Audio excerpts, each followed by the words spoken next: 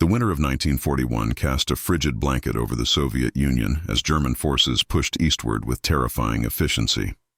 But amid the chaos and devastation of Hitler's Operation Barbarossa, a 25-year-old history student from Kiev would soon become a legend, one that would haunt German soldiers in their nightmares.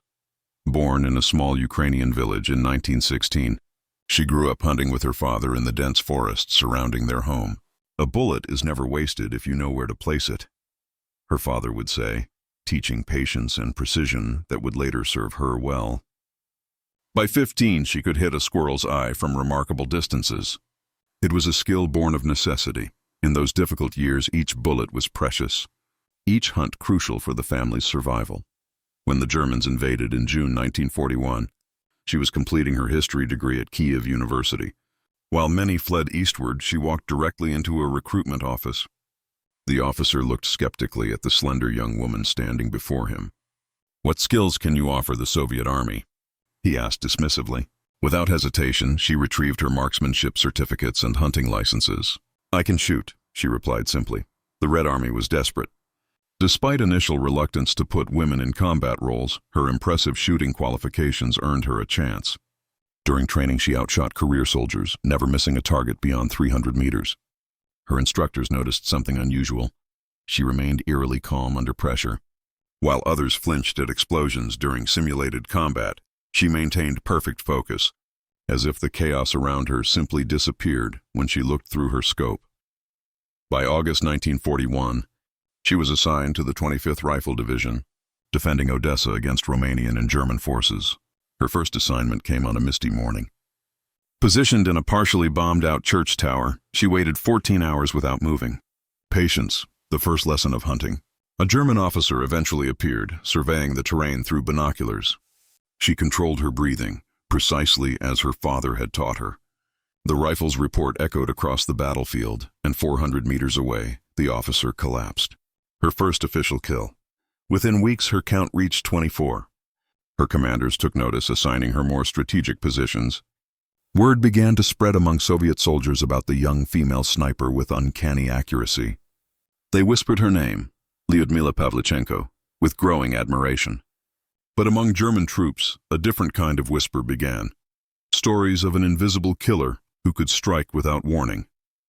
By December 1941, she had been transferred to Sevastopol on the Crimean Peninsula, where some of the war's fiercest fighting raged. Her reputation grew with each confirmed kill. German intelligence began collecting reports of a female sniper wreaking havoc among their officer corps. Initially dismissed as Soviet propaganda, the mounting casualties forced German command to take the threat seriously.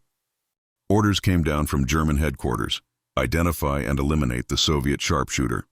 Bounties were placed on her head, starting at 5,000 Reichsmarks and eventually rising to 100,000, a fortune at that time. German soldiers began calling her the Lady Death. Some units refused to advance when intelligence suggested she might be positioned in the area. The psychological impact was devastating. Entire German companies would delay operations rather than risk encountering her crosshairs. The German command dispatched several of their own elite snipers to hunt her down. Each morning, Soviet scouts would report new sniper nests being established across enemy lines, all oriented toward her suspected positions. She understood the game immediately. These weren't just enemy marksmen. They were hunters specifically targeting her. The battlefield had become personal. In February 1942, during the coldest days of the Crimean winter, she received intelligence about a decorated German sniper who had killed over 30 Soviet soldiers. For 3 days, she played a deadly game of patience, changing positions frequently, leaving false indicators of her presence. On the 4th day, she spotted almost imperceptible movement, a slight adjustment of a camouflage sheet. She waited 5 more hours until the German sniper, believing the area clear, shifted his position slightly. One shot was all she needed. Her count now stood at 187 confirmed kills. The spring of 1942 brought intensified German offensives. During one particularly brutal battle, her unit was pinned down by heavy machine gun fire. Crawling through mud and debris, she positioned herself on a small hillock overlooking the German emplacement. Over 6 hours, she methodically eliminated the entire machine gun crew and 2 supporting snipers. When Soviet forces finally advanced, they found 9 German soldiers, all with precise shots to the head. Her count, 257. German troops began refusing orders to advance into areas where she was reported to operate. Officers would find their men developing sudden illnesses or equipment malfunctions when assigned to sectors where the Soviet witch was active. The psychological effect of one precision shooter had effectively paralyzed entire German battalions. In June 1942, during heavy shelling of Soviet positions, she was wounded by mortar fragments. Despite losing significant blood, she eliminated 3 more German soldiers before being evacuated. Her final count before hospitalization, 309 confirmed kills, including 36 enemy snipers who had been specifically sent to eliminate her. While recovering, Soviet leadership recognized her immense propaganda value. She was sent to the United States as part of a Soviet delegation, becoming the first Soviet citizen welcomed at the White House. Meeting with President Roosevelt and First Lady Eleanor, she chided American reporters who questioned whether American women could serve similarly. In the Soviet Union, women have the same rights as men and take the same responsibilities. Don't you think it's time you do the same in your country?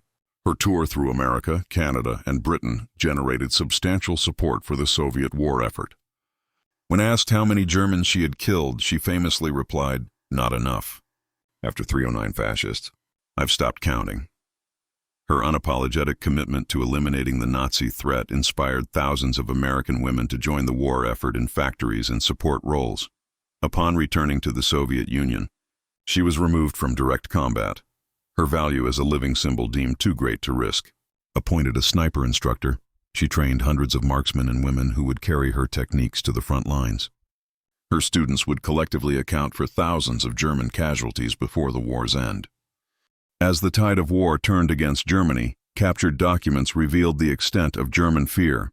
Field Marshal Erich von Manstein had issued special orders regarding the Sevastopol female sniper.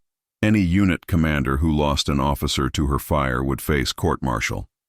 German soldiers called areas where she had operated death zones and would volunteer for any alternative assignment rather than advance there. When the war finally ended in 1945, her legacy was already secured. While many snipers had higher kill counts by war's end, none had generated such terror among enemy ranks. Military historians would later calculate that her psychological impact had effectively removed nearly 2 full German battalions from combat, not through direct casualties, but through fear, hesitation, and refusal to advance into her suspected areas of operation. The German High Command had eventually discovered what made her so lethal. Unlike male snipers who often sought to maximize their kill count, she prioritized quality over quantity, focusing almost exclusively on officers and specialized personnel. By systematically eliminating command structures, she created disproportionate chaos on the battlefield. It wasn't just her accuracy that German forces feared. It was her strategic understanding of how to break an army's will through precision elimination of its leadership. In post-war evaluations, German military analysts identified her as one of the most effective psychological warfare assets the Soviets deployed. A single woman with a rifle had achieved what bombing campaigns often failed to do: instill a persistent, debilitating fear that undermined basic military functions. Long after the war, former German soldiers would speak of the silent lady in hushed tones. One captured officer's diary contained a telling entry: "The bullets we cannot see, from the woman we cannot find. This is the true horror of the Eastern Front." Today, military academies worldwide study her techniques, not just for marksmanship, but for psychological impact. She demonstrated that precise strategic violence could be more effective than overwhelming force. In her hands, a rifle became not just a weapon, but a tool of psychological warfare that helped change the course of history's greatest conflict. The Soviet woman who German snipers feared more than entire platoons had proven that sometimes the deadliest force on a battlefield isn't the one with the most firepower, but the one that haunts the enemy's dreams. The Germans had a name for the fear she instilled: sniper phobia. This psychological condition manifested among German soldiers on the Eastern Front, who believed they were being watched by invisible Soviet marksmen, particularly the woman they called Lady Death. Soldiers would refuse to light cigarettes, even at night, fearing the small flame would draw her attention. They spoke in whispers and minimized all movement. Some developed nervous tics, constantly scanning rooftops and windows. Medical officers documented cases of soldiers requesting transfers due to acute nervous exhaustion. When interrogated, these men confessed their terror of the female sniper. What made her technique particularly devastating was her patience. While many snipers would take a shot when presented with any viable target, she would wait until multiple high-value targets gathered, sometimes observing for days. In one documented case near Sevastopol, she watched a German command post for 48 hours straight, barely moving, eating dry rations without making a sound. When a staff meeting finally convened, she eliminated the commanding officer and 3 captains in less than 30 seconds. The psychological impact was immediate. The remaining officers believed they were under attack from a full sniper squad and called in artillery strikes on their own positions. Her rifle, a Mosin Nagant with a 3.5 XPU scope, was modified to her specifications. She had shortened the trigger pull and adjusted the stock to better fit her frame. Unlike most snipers who named their weapons, she refused to personify her rifle. "It is not a pet or a friend," she once told a war correspondent. "It is a precision instrument, nothing more." This clinical approach extended to her targets. She viewed them not as men, but as components of the fascist machine that needed to be eliminated for the war to end. In December 1941, German intelligence formed a special task force dedicated solely to tracking her movements. Codenamed Operation Huntress, it consisted of 12 counter-snipers and signals intelligence specialists. Their sole mission was to locate and eliminate the woman whose reputation had begun affecting troop morale across the entire southern sector of the Eastern Front. 3 months later, the operation was quietly disbanded after 9 of its members were killed, all with the same signature shot placement that had become her calling card. Her technique differed significantly from standard sniper doctrine. Rather than relocating after each shot, she often remained in position, knowing the Germans' expected movement. This calculated risk allowed her to eliminate those sent to find her. "They look for where I should be," she explained to her spotter, "not where I am." This psychological insight gave her an edge that statistical marksmanship couldn't match. The winter of 1941-1942 was particularly brutal, with temperatures dropping to 40 below zero. While German troops struggled with equipment failures and frostbite, she had grown up hunting in such conditions. She developed techniques specific to winter sniping, using white birch bark rather than conventional camouflage, breathing through a thin reed tube to prevent her breath condensation from giving away her position, and lying completely still for so long that snow would accumulate on her body, providing perfect natural camouflage. In January 1942, German propaganda tried a different approach. Leaflets were dropped over Soviet positions addressing her directly. "Surrender now and you will be treated with the dignity befitting a skilled adversary." The message continued with promises of comfortable accommodations in officer quarters rather than prisoner camps. She kept one leaflet as a souvenir, using the back to record her subsequent kills. 26 German soldiers over the next 8 days, including the officer believed to have authored the surrender offer. Her reputation reached such heights that the German High Command began a disinformation campaign, spreading rumors of her death to boost their troops' morale. 3 times German radio announced she had been killed. Each time, she responded by increasing her activity, ensuring German forces knew the announcements were false. After the 3rd such announcement, she eliminated 17 enemy soldiers in a single day, her highest daily total. Fellow Soviet soldiers spoke of her almost mythical ability to sense danger. On multiple occasions, she ordered immediate repositioning without apparent reason, only for artillery strikes to hit their previous location minutes later. Some attributed this to extraordinary intuition, but she explained it more practically. "I watch the crows and small birds. They see movement from angles we cannot and react to disturbances we miss." This observation of nature, learned from childhood hunting, saved her life and the lives of her spotters countless times. In March 1942, a captured German communication revealed a new tactic. Unable to locate her through conventional means, German command ordered random shelling of areas where she might be operating, hoping to eliminate her through statistical probability. The order revealed their desperation, expending precious artillery shells not on strategic targets but in hopes of killing a single soldier. Soviet intelligence estimated that the Germans fired over 4,000 shells in these efforts, without success. Her methods became standard training for Soviet snipers. She emphasized the importance of psychological warfare, taking shots that would be witnessed by multiple enemy soldiers, deliberately targeting officers in front of their men, and occasionally allowing herself to be glimpsed just enough to create uncertainty and fear. A sniper who is never seen but whose effects are always felt becomes something more than a soldier in the enemy's mind, she taught. They begin to attribute supernatural qualities to you, and fear is always greater for what cannot be understood. During her American tour, her straightforward manner shocked and captivated the press. At a reception in Chicago, a reporter asked how she could remain so feminine while doing a man's job. Without missing a beat, she replied, "There is no man's job when your country is fighting for its existence. There are only citizens defending their homeland." The quote made headlines across America and significantly impacted public perception of women's capabilities in wartime. In New York, she addressed a crowd of thousands at an International Women's Day event. "Your factories are filled with American women building tanks and planes," she told them. "Soviet women are showing what we can do with those weapons." The crowd's thunderous response surprised American officials, who had underestimated public support for women's expanded wartime roles. Perhaps her most significant American relationship was with First Lady Eleanor Roosevelt, who took a particular interest in the young sniper. The two women spent several days together, with Roosevelt increasingly impressed by her visitor's composure and intelligence.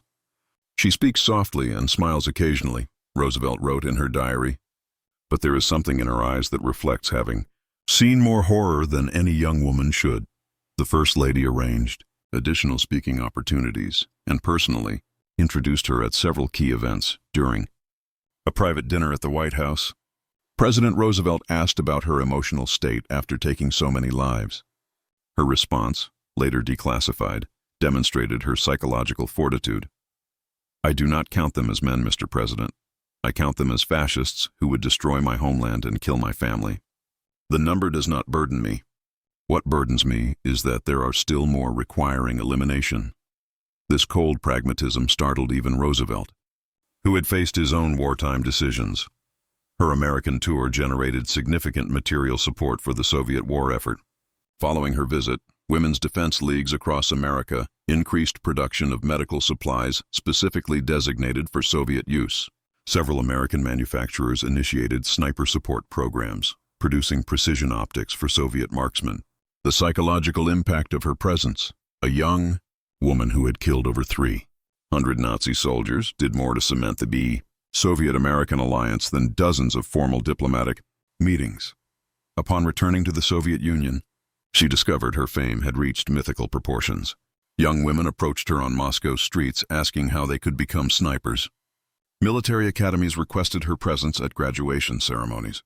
She declined most appearances, preferring to focus on training the next generation of precision shooters at a special school established near Kyiv. Her teaching methods were unconventional. Rather than focusing primarily on marksmanship, she emphasized psychological preparation. "Anyone can learn to shoot," she told her students. "Few can learn to become invisible, to think like the enemy, to predict movement before it happens."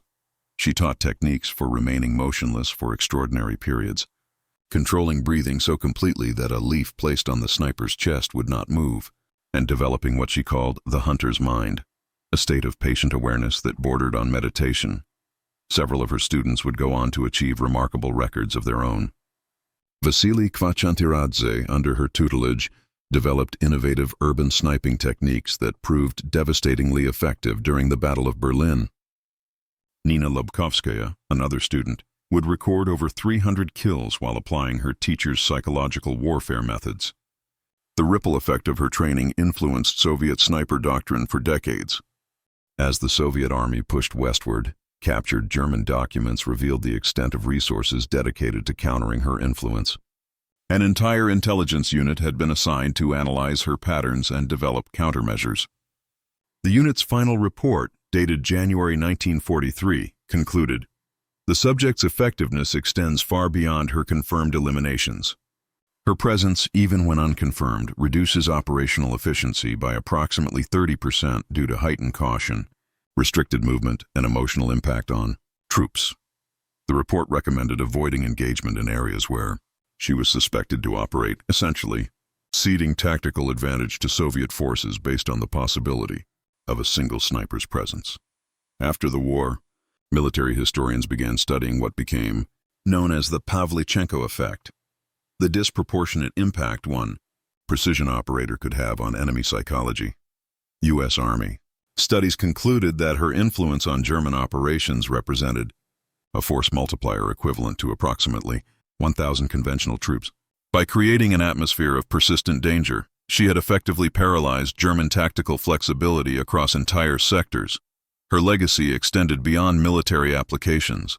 In 1957, she completed a doctoral thesis in history, focusing on women's changing roles during wartime. The work challenged conventional gender limitations and influenced Soviet policy regarding women in combat roles. While Western nations continued to restrict women to support positions, the Soviet Union maintained all-female combat units partly due to her documented effectiveness. When interviewed in 1970 about what made her such an effective sniper, her answer was revealing. I never saw myself as a woman doing a man's job. I was simply a Soviet citizen defending my homeland with the skills available to me. Perhaps that is why I succeeded. I never questioned whether I should or could do this work. This pragmatic approach characterized both her wartime service and her post-war life. In the decades following the war, German veterans would occasionally contact her, seeking to understand the woman who had haunted them. Most expressed a complex mixture of respect and residual fear. One former Wehrmacht officer wrote, "Even now, 30 years later, I sometimes dream of you watching from windows or rooftops. You became something more than human to us, a force of nature we could not counteract with conventional tactics." Military academies worldwide now study her methods, particularly the psychological aspects of her approach. The U.S. Marine Corps Sniper School includes a module specifically addressing her techniques of creating disproportionate psychological impact. Israeli Defense Forces study her urban concealment methods. Even German Special Forces academies analyze her operations as examples of asymmetric effectiveness.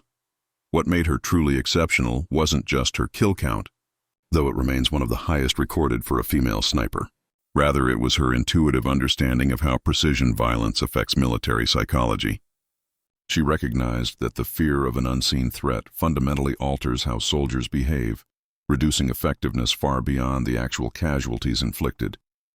This insight, that 20 dead might immobilize 200 through fear, represented a revolution in understanding asymmetric warfare. Her life after the war was deliberately quiet. She taught history, rarely discussing her wartime experiences except in military educational contexts. When asked why she avoided publicity, she explained, "I did what was necessary during an extraordinary time. Now we live in ordinary times, requiring different contributions." This humility made her even more compelling to military historians who recognized that her psychological insights had been decades ahead of formal military doctrine. In 1974, a specialized KGB unit tasked with counter-sniper operations was established, incorporating her methodologies. The unit's training manual quoted her extensively, particularly her observations about psychological impact.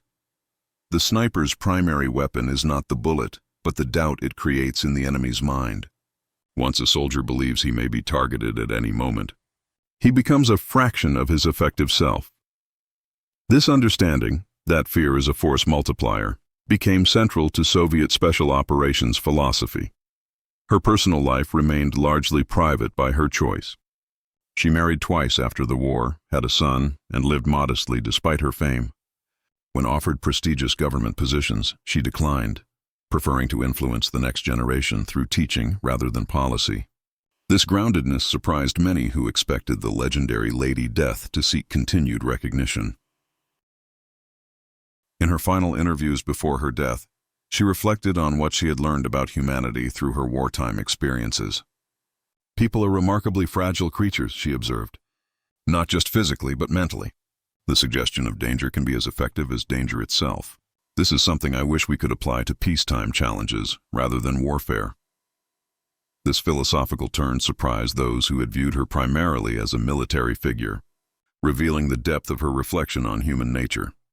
Today, her legacy extends beyond military applications into fields like game theory, psychology, and strategic planning. The Pavlichenko principle, that precision application of force creates effects disproportionate to its scale, influences everything from business negotiation strategies to counterterrorism tactics. What began as one woman's desperate defense of her homeland evolved into a fundamental reconsideration of how individual action can shape collective behavior. The woman German snipers feared more than entire platoons ultimately transcended her wartime identity. She became not just a military legend, but a case study in how human psychology responds to precision threat. Her life demonstrates that sometimes the quietest individuals create the loudest impacts, and that understanding human fear can be more powerful than the most devastating weapons. In military academies today, instructors still begin certain tactical courses with her famous observation: "A bullet is never wasted if you know where to place it." The wisdom extends beyond marksmanship. It's about understanding exactly where and how to apply pressure to create maximum effect. In War and Peace, this insight remains her most enduring legacy. Years after the war, military psychologists studying combat stress identified what they called Pavlichenko syndrome, a specific type of combat anxiety characterized by excessive caution, hypervigilance, and reluctance to expose oneself even momentarily. Veterans suffering from this condition described persistent feelings of being watched and targeted. Interestingly, this psychological impact extended beyond those who had directly encountered her. The stories told by soldiers who survived the Eastern Front created ripple effects throughout the German military, affecting even units that had never operated in her vicinity. In 1943, as Soviet forces began their westward advance, intelligence officers discovered a peculiar German battlefield adaptation. Soldiers had begun wearing dummy officer insignia and rank markings, distributing them randomly throughout units to confuse Soviet snipers about leadership targets. This tactic, while clever, ultimately backfired. It created confusion within German command structures during critical operations. Field communications often included clarifications about actual versus visible rank, slowing response times during combat. Military historians would later identify this as evidence of institutional adaptation to sniper warfare, directly attributable to her influence. Her technical innovations were equally significant. She pioneered several sniping techniques still taught today. The Pavlichenko position, a specialized prone firing stance that minimizes exposure while maximizing stability, remains standard training in military sniper schools worldwide. She also developed the shadow shooting technique, positioning herself so that changing light conditions would never silhouette her location. Perhaps most innovative was her calculated missing strategy, deliberately firing wide on an initial shot to observe enemy reaction patterns before delivering lethal follow-up shots once targets revealed themselves. Rare documents from her personal journal, declassified in 1992, revealed the psychological toll of her work. "I do not count them as lives anymore," she wrote in October 1941, "but as mechanical parts removed from a machine designed to destroy my homeland." This psychological compartmentalization allowed her to maintain effectiveness while preserving her mental health. Military psychologists now recognize this cognitive separation as a protective mechanism among successful combat specialists. During her famous duel with the German sniper near Sevastopol, recently uncovered Soviet records reveal a detail previously unknown. The German had killed her spotter 2 days earlier with a shot that missed her by centimeters. Rather than requesting a replacement spotter, she operated alone for the remainder of the engagement, an extremely dangerous practice that violated standard protocol. When her commander questioned this decision, she reportedly replied, "He expects 2. He will be looking for 2 silhouettes, 2 heat signatures, 2 breath patterns. Being alone gives me the advantage of unpredictability." This adaptive thinking characterized her approach to combat, constantly evolving tactics to create uncertainty in enemy minds. In 1943, German military intelligence established what they called sniper pattern analysis, a dedicated intelligence effort to predict her movements based on previous operations. The unit created elaborate maps tracking confirmed kill locations, time patterns, and environmental factors. Despite accumulating thousands of data points, they never developed an effective predictive model. As one frustrated intelligence officer noted in his report, "She appears to operate entirely without pattern. When we predict she will be at location A, she appears at location C. When we secure all logical positions, she creates an illogical one." This unpredictability became her trademark, ensuring that countermeasures always lagged behind her evolving tactics. Her influence extended to equipment development. After analyzing her effectiveness, Soviet weapons designers created the SVT-40 sniper variant specifically optimized for female operators, with modified stock dimensions and trigger mechanisms. This represented one of the first instances of weapons purposely designed for female combatants, a revolutionary concept in 1943. The weapon's success led to further adaptations, eventually influencing post-war Soviet sniper rifle design philosophy. During her American tour, her impact reached beyond military circles. Hollywood executives approached her with film proposals, which she firmly rejected. "My purpose here is not entertainment," she informed them through an interpreter. "It is to build alliance between our nations fighting fascism." This principled stance impressed American officials, who had worried her tour might become sensationalized. Instead, her serious demeanor and clear purpose helped reshape American perceptions of Soviet resolve, an often overlooked aspect of her American tour was her meeting with American women's rights activists.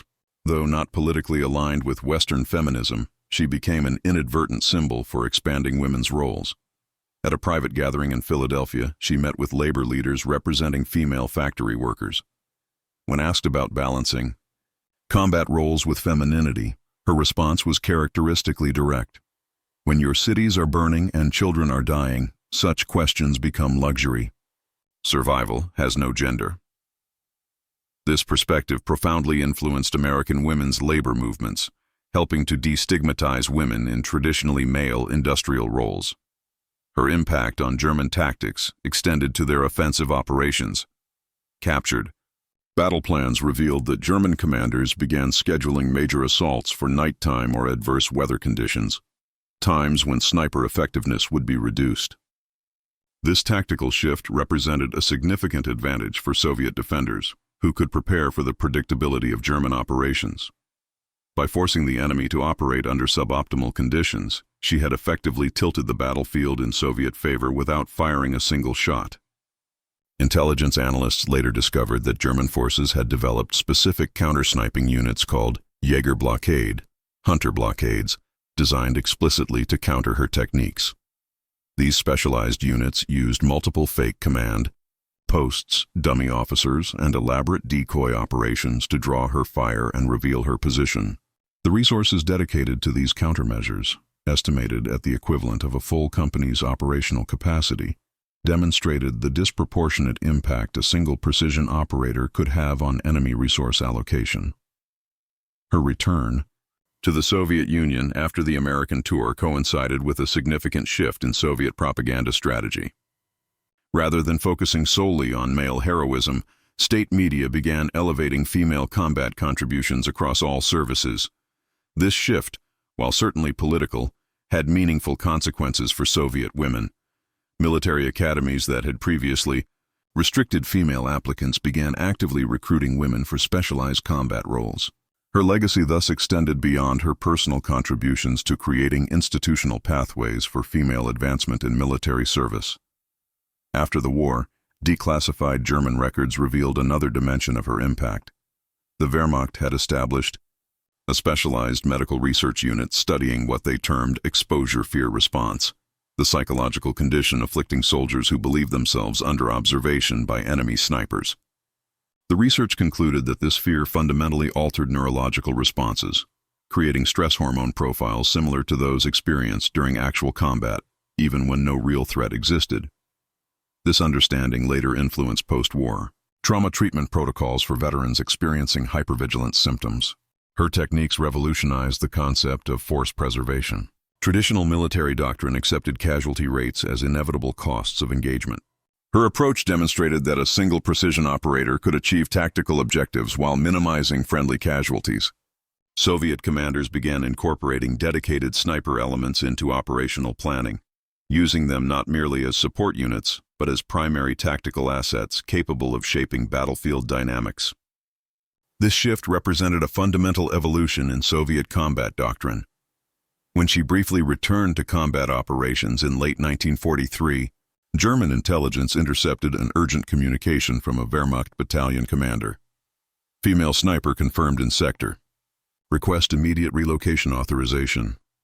The permission was granted within hours, something almost unprecedented in the rigid German command structure. An entire battalion, roughly 600 men, was repositioned based on the confirmed presence of a single enemy combatant. No greater testament to her psychological impact exists in military records. Throughout the Cold War, her tactical innovations influenced military developments on both sides of the Iron Curtain.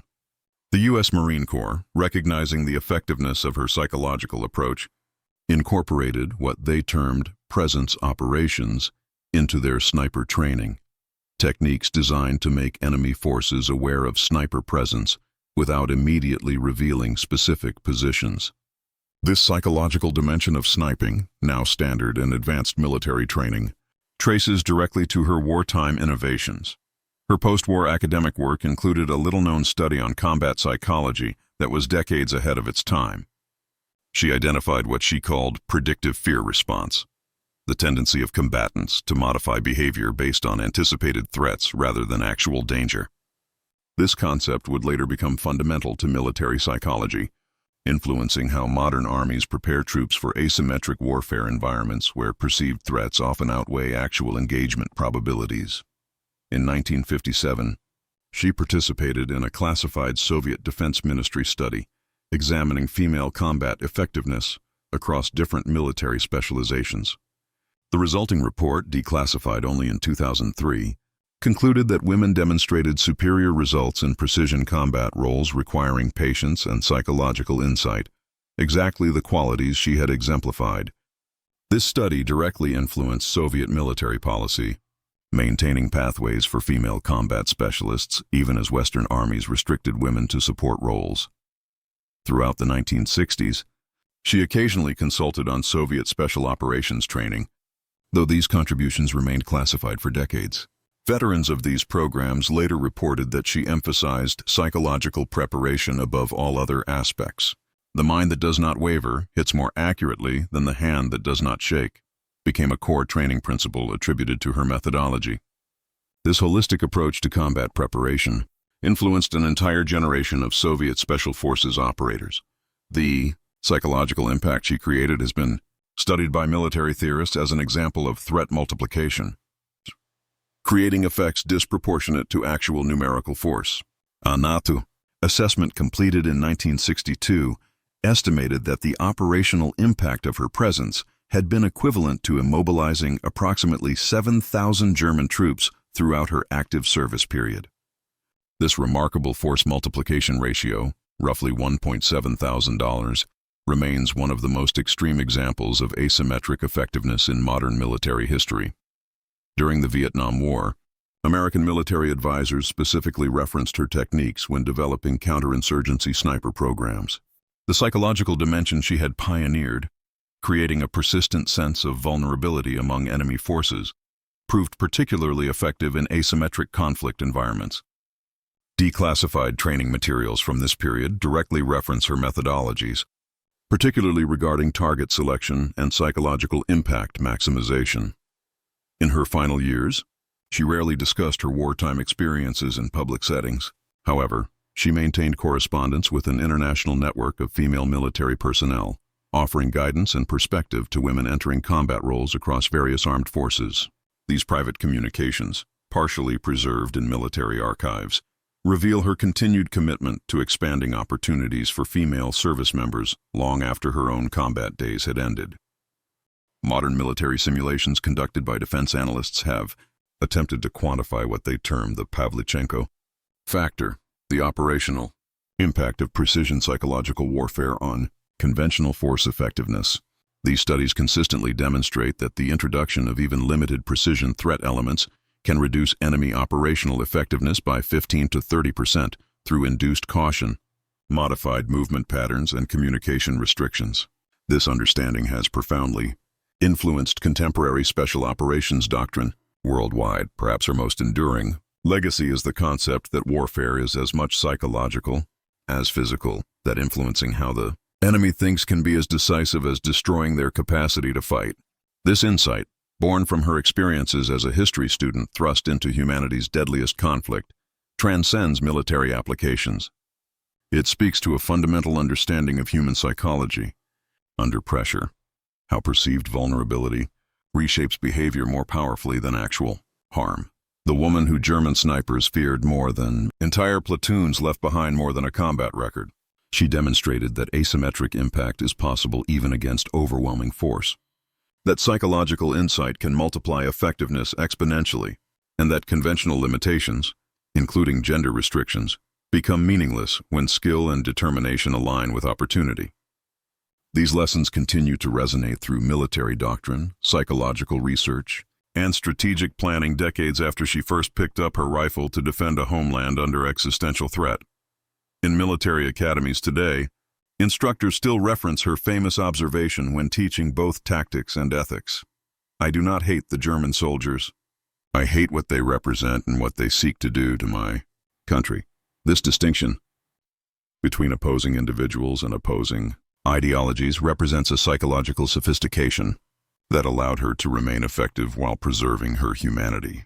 It remains perhaps her most important lesson for modern warfare, that even in humanity's darkest hours, maintaining this distinction is both strategically advantageous and morally essential. In the decades following the war, military archaeologists excavating former German positions along the Eastern Front discovered physical evidence of her psychological impact. Bunkers and trenches around Sevastopol showed unusual modifications, narrowed firing slits, additional overhead cover, and improvised armor plating on exposed positions. These adaptations, not seen on other fronts, represented direct responses to precision sniper threats. More telling were the recovered personal items, helmets modified with additional camouflage, uniform alterations to conceal rank insignia, and handwritten notes warning replacement troops about the woman who never misses. Her techniques fundamentally changed how militaries approach precision combat. Before her, snipers were primarily valued for their marksmanship. After her, psychological impact became equally important in sniper doctrine.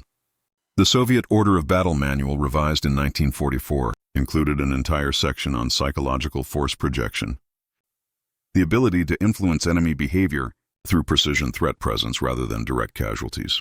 This doctrinal shift represented a fundamental evolution in military thinking about asymmetric effectiveness.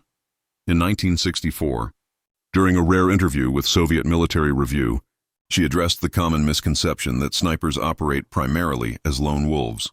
"The most effective sniper is not isolated but integrated," she explained. "Understanding how your actions complement larger unit operations multiplies your impact." This insight that precision operators should synchronize with conventional forces rather than operating independently revolutionized Soviet special operations doctrine. Modern military planners still reference this principle when coordinating precision elements within larger battlefield frameworks. Her impact extended to civilian shooting sports after the war. As the first woman to achieve international recognition for marksmanship in combat, she inadvertently created pathways for female participation in competitive shooting. Soviet sports authorities established women's divisions in national marksmanship competitions specifically inspired by her success.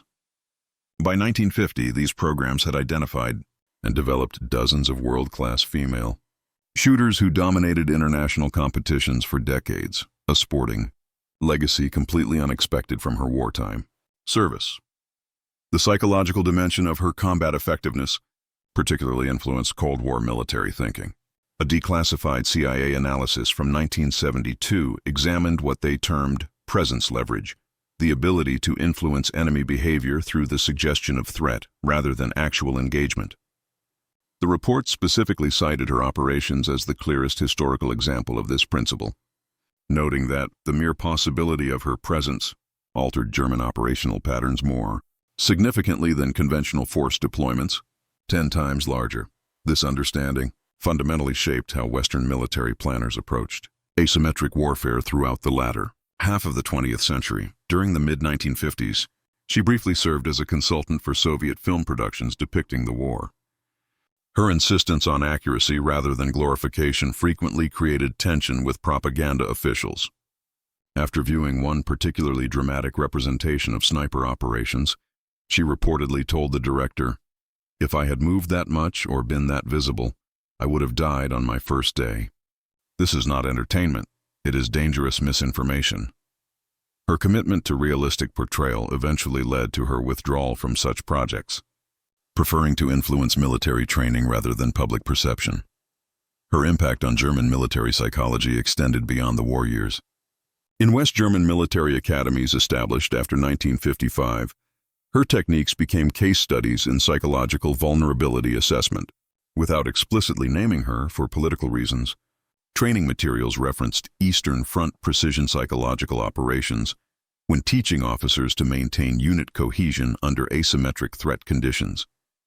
This tacit acknowledgement of her effectiveness transcended Cold War political divisions, representing a rare instance where military reality overcame ideological narrative.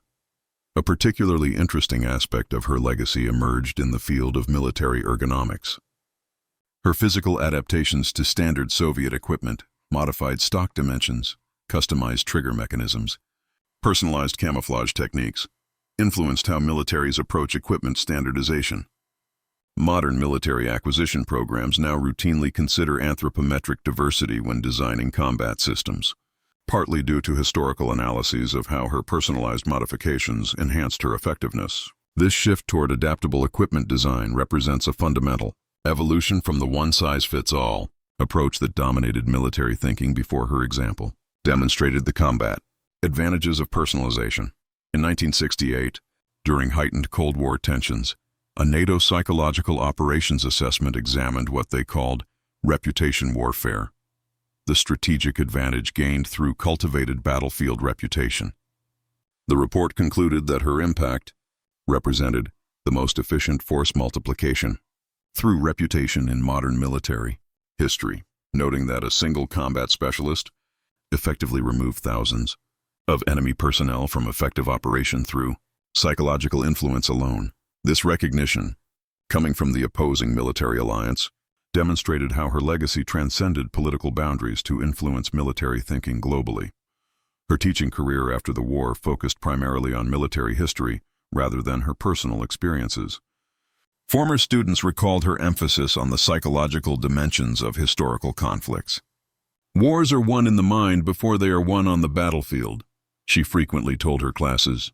This perspective, that psychological dominance precedes physical victory, influenced Soviet military philosophy throughout the Cold War era. Her students, many of whom rose to significant military positions, carried this understanding into their operational planning, creating an intellectual legacy that extended decades beyond her active service. The Pavlichenko principle of disproportionate impact through precision operations continues to influence modern asymmetric warfare doctrine. During the Soviet-Afghan War, specialized Soviet units employed what they termed presence patrolling, creating the impression of sniper coverage across areas far larger than actually monitored. This technique, directly adapted from her methodologies, proved particularly effective against insurgent forces. By creating uncertainty about safe movement corridors, relatively small Soviet precision units effectively controlled terrain far beyond their actual physical presence. Her marksmanship techniques contained subtle innovations that military trainers still reference. Unlike contemporary snipers who relied primarily on mathematics for long-distance shooting, she emphasized environmental reading, understanding how local conditions affect ballistics. Her technique of firing reference shots to calibrate for environmental factors revolutionized precision shooting.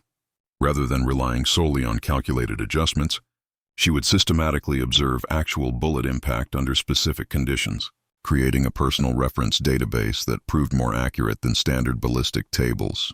This empirical approach to precision shooting has become standard procedure in modern sniper training worldwide.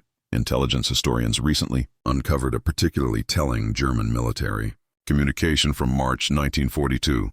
A Wehrmacht general, responding to reports of her activity near his sector, issued an extraordinary order: conserve ammunition, reduce patrol visibility, minimize radio traffic. This operational paralysis, essentially ordering his units to reduce their combat effectiveness, represents perhaps the clearest example of how psychological impact can achieve strategic objectives without direct engagement. By merely existing as a threat, she had effectively neutralized an entire German command sector. During the mid-1980s, as female combat roles expanded in various militaries, military sociologists conducted comparative studies of gender integration effectiveness across different combat specializations. These studies consistently identified precision combat roles, snipers, reconnaissance specialists, intelligence operators, as areas where gender performance differences were statistically insignificant. The researchers specifically cited her case as the historical precedent, demonstrating that in roles where patience, precision, and psychological insight outweigh raw physical strength, traditional gender performance gaps disappear. This understanding helped shape modern military personnel policies regarding combat role accessibility. A peculiar aspect of her legacy emerged in the field of combat psychology. Researchers studying optimal psychological states for precision operations identified what they termed predatory patience, the ability to maintain focus and readiness during extended periods of inactivity. Her journal descriptions of her mental state during operations, becoming one with the environment, neither fully alert nor relaxed, but perpetually ready, provided key insights into this specialized psychological condition. Modern military psychologists now train precision operators to achieve similar mental states, recognizing that psychological conditioning is as important as physical training for such specialized roles. Her influence extended to military medicine as well. Soviet field surgeons treating wounded snipers noted unusual injury patterns among those who had served in units she trained. Unlike conventional troops who typically sustained wounds to exposed body parts, her trainees predominantly showed injuries to extremities, evidence of their superior concealment techniques that minimized central body exposure. This observation led to specialized medical protocols for treating precision operators, acknowledging their unique vulnerability patterns and recovery needs. Modern military medicine still reflects this understanding in specialized treatment. Protocols for precision combat specialists. The full extent of her psychological impact on German forces only became clear decades after the war. Interviews with former Wehrmacht veterans in the 1970s revealed persistent behavioral adaptations that continued long after leaving the Eastern Front. Many described instinctive reactions to windows and elevated positions, ducking, avoiding silhouetting, minimizing exposure time, that had become so ingrained they persisted 30 years later in civilian life. Military psychologists identified this as evidence of conditioned threat response, behavioral patterns so deeply internalized they become permanent. This understanding influenced post-traumatic stress treatment protocols for combat veterans worldwide. What made her particularly effective was her understanding of human predictability under threat conditions. German counter-sniper tactics typically focused on identifying likely sniper positions based on optimal fields of fire and concealment. Recognizing this, she deliberately chose suboptimal positions that offered less perfect shooting conditions but were outside expected threat areas. This counterintuitive approach, sacrificing ballistic advantage for psychological advantage, repeatedly allowed her to operate undetected in areas German forces considered cleared.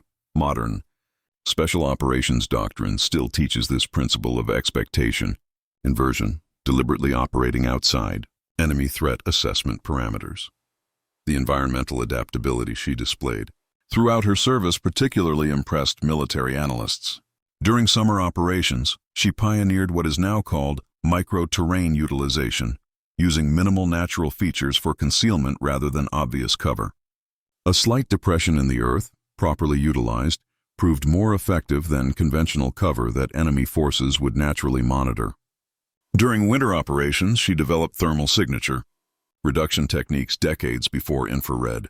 Technology became standard, including the use of insulating layers between body and snow to prevent melt patterns from revealing her position. These adaptive techniques now form core components of advanced sniper training globally. In 1988, as part of Soviet military reforms, training protocols for reconnaissance units were comprehensively revised. The new doctrine explicitly incorporated what planners called Pavlichenko integration, the coordinated use of precision operators within conventional force structures. Rather than treating snipers as specialized assets deployed independently, the new approach embedded precision elements within regular units, creating distributed psychological pressure across the battlefield. This integration model has since been adopted by military forces worldwide, acknowledging that the psychological impact of precision threat operates most effectively when ubiquitous rather than isolated. Her legacy extends beyond purely military applications. Modern law enforcement tactical units study her psychological techniques when developing approaches to hostage scenarios and standoff situations. The principle that perceived vulnerability fundamentally alters behavior has proved particularly valuable in resolving such situations with minimal casualties. By creating controlled psychological pressure rather than direct threat, negotiators can influence subject behavior without escalation, a principle derived directly from her wartime innovations in psychological combat. Perhaps the most profound aspect of her legacy is how it transcends the specific historical context in which it developed. The fundamental insight that human psychology under threat is often more decisive than physical capability applies across countless domains beyond warfare. From business negotiations to political diplomacy, the principle that perception shapes behavior more powerfully than reality has influenced fields she could never have anticipated.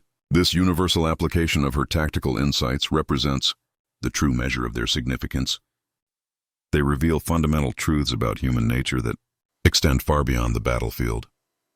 In military academies today, a common training exercise asks students to calculate the effectiveness ratio of various combat specialists throughout history. When measured by enemy casualties relative to resources required, she consistently ranks among the highest. But when measured by enemy combat effectiveness degraded relative to resources required, she stands alone. No other individual combatant in modern military history achieved comparable psychological impact relative to logistical footprint. A single person with a rifle affecting thousands through the power of reputation and precision. The woman German snipers feared, more than entire platoons ultimately, demonstrated a truth that transcends warfare itself, that understanding human psychology can create effects far more powerful than physical force alone. This insight, born from necessity in humanity's darkest conflict, continues to influence how we understand human behavior under pressure across countless domains. Her legacy is not ultimately about martial skill, but about revealing the extraordinary power of psychological insight when applied with precision and purpose. Military historians studying the Eastern Front have identified what they term asymmetric response adaptation, the tendency of conventional forces to drastically overcommit resources when facing precision threats. German after-action reports from sectors where she operated showed artillery expenditure rates 3 to 4 times higher than comparable sectors, despite engaging fewer visible targets.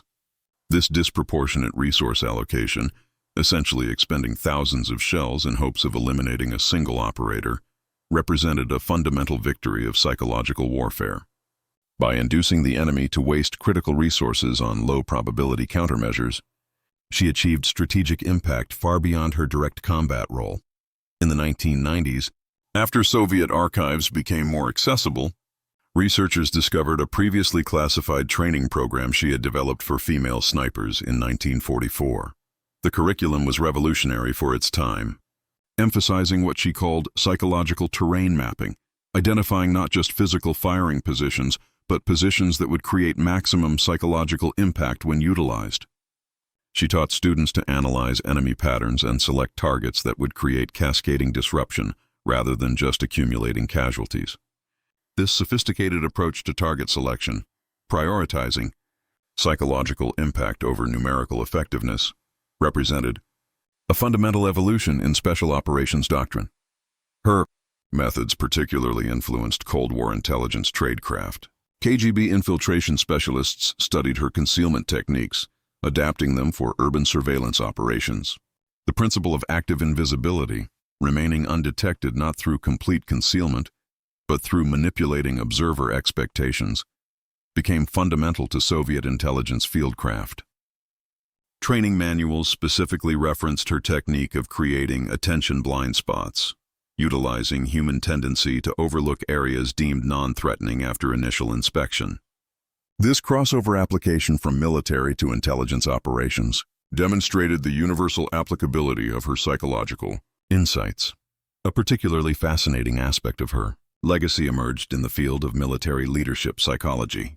Her operations repeatedly demonstrated that officer elimination created disproportionate unit dysfunction compared to equivalent casualty numbers among enlisted personnel. This observation led to formal research into what military psychologists now call hierarchy vulnerability, the tendency of hierarchical organizations to experience cascading failure when leadership nodes are precisely targeted. Modern military structure has evolved in response, developing distributed command models specifically designed to mitigate this vulnerability, a direct adaptation to the tactical approach she pioneered. In 1983, the Soviet military conducted a comprehensive historical analysis of force effectiveness ratios throughout the Great Patriotic War. The study identified what analysts termed reputation leverage as a previously undervalued strategic factor. Using her operations as the primary case study, researchers calculated that psychological force multiplication, the ability of reputation to project effectiveness beyond actual engagement, represented a more efficient resource investment than conventional force deployment in specific tactical scenarios. This understanding fundamentally influenced late Soviet military doctrine, emphasizing precision psychological operations alongside conventional force application. The anthropological dimensions of her impact have only recently received scholarly attention. Cultural historians studying German wartime correspondence have identified linguistic shifts in how soldiers described the Eastern Front experience. Letters from sectors where she operated contained significantly higher frequencies of words associated with vulnerability, watchfulness, and fate, indicating a fundamental shift in psychological orientation from offensive to defensive mindset. This linguistic evidence provides perhaps the most compelling demonstration of how effectively she transformed the battlefield's psychological environment, altering how enemy combatants conceptualize their very experience of warfare. Military education theorists have identified what they call the Pavlichenko paradox, the observation that conventional military training actually increased vulnerability to her type of psychological warfare. German soldiers trained to respond to visible threats with overwhelming force lacked psychological frameworks for managing invisible threats that could materialize at any moment. This paradox has profoundly influenced modern military training, which now incorporates threat uncertainty management, psychological conditioning specifically designed to maintain operational effectiveness under conditions of persistent but undefined threat. Her influence extended to the physical design of military equipment. Soviet weapons engineers, analyzing her field modifications, recognized that standard-issue rifles designed for male physiological proportions placed female operators at a disadvantage. This led to the development of modular stock systems with adjustable dimensions, an innovation that improved accuracy for operators of all physical proportions. Modern military rifles universally incorporate such adaptability, acknowledging the combat advantage of ergonomic customization, a direct legacy of her practical field innovations. Intelligence historians recently uncovered a particularly revealing German counterintelligence assessment from 1943. The document detailed an elaborate operation designed to identify her by analyzing bullet fragmentation patterns from recovered projectiles. This forensic approach, attempting to create a ballistic fingerprint for individual snipers, represented an extraordinary commitment of technical resources toward countering a single operator. More telling was the document's conclusion, which reluctantly acknowledged that subject demonstrates inconsistent firing signatures, suggesting deliberate alteration of ballistic characteristics between operations. This deliberate signature variation, essentially creating false ballistic identities, demonstrated a level of counterintelligence, sophistication completely unexpected in a frontline combat operator. The full psychological dimension of her impact became clear only through post-war trauma studies of German veterans. Psychiatric evaluations conducted in the 1950s identified what German doctors termed Ostfront-Beobachtungstrauma, Eastern Front observation trauma, characterized by persistent hypervigilance, heightened startle response, and recurrent nightmares about being watched through scopes. This condition affected veterans at rates significantly higher than comparable stress disorders from other theaters of the war. The condition was particularly resistant to treatment, with symptoms persisting decades after combat exposure, testament to the deep psychological imprinting created by precision psychological warfare. During the late stages of the Vietnam War, American military psychologists explicitly studied her methods when developing counterinsurgency protocols. The concept of precision psychological pressure, creating effects through targeted threat perception rather than general intimidation, proved particularly effective in asymmetric conflict environments. Training materials specifically referenced her technique of allowing enemy forces to occasionally glimpse her presence without offering targetable exposure, creating certainty of threat presence, without providing opportunity for countermeasures. This psychological application represented a fundamental shift from conventional counterinsurgency doctrine, which had previously emphasized overwhelming force demonstration. Her legacy particularly influenced special operations methodology during the Afghanistan conflicts of both Soviet and later NATO operations. The Soviet VIMPL Special Forces units deployed to Afghanistan in the 1980s explicitly incorporated what they called Pavlichenko presence patrolling, creating the impression of sniper coverage across areas far larger than physically possible by establishing inconsistent but recurring precision threat presence. Relatively small Soviet units effectively disrupted Mujahideen movement patterns across disproportionately large areas. This technique, creating effects through perception manipulation rather than direct engagement, represented the continued evolution of the psychological warfare principles she pioneered.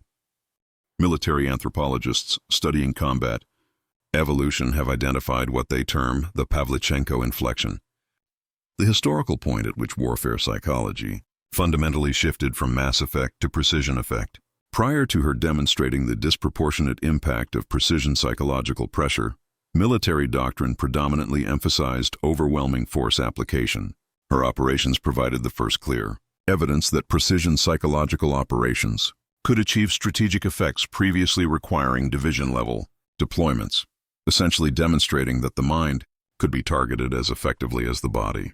This inflection point represents one of the most significant evolutions in modern warfare psychology. The gender dimensions of her legacy continue to evolve in contemporary military contexts.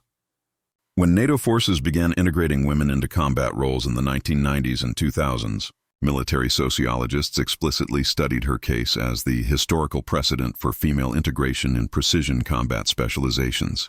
The research consistently identified psychological factors that had made her particularly effective: patience, detail orientation, and multitasking capacity, traits that psychological research indicates present at higher average levels in female populations.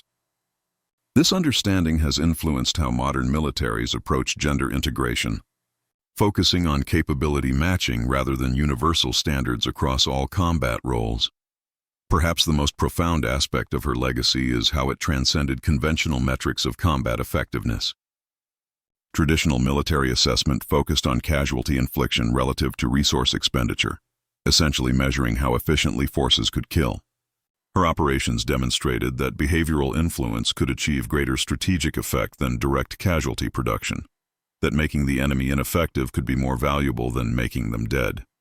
This fundamental insight, that psychological impact often yields greater strategic value than physical destruction, has revolutionized how modern military planners conceptualize force effectiveness in asymmetric environments. The technological dimension of her legacy emerged unexpectedly in the field of military robotics.